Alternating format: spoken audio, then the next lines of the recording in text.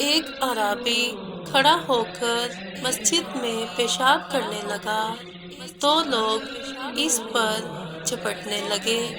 یہ دیکھ کر رسول کریم صلی اللہ علیہ وآلہ وسلم نے لوگوں سے فرمایا کہ اسے چھوڑ دو اور اس کے پیشاب پر پانی کا بھرا ہوا ڈول یا کچھ کم بھرا ہوا ڈول بہا دو، کیونکہ تم نرمی کے لیے بھیجے گئے ہو، سختی کے لیے نہیں۔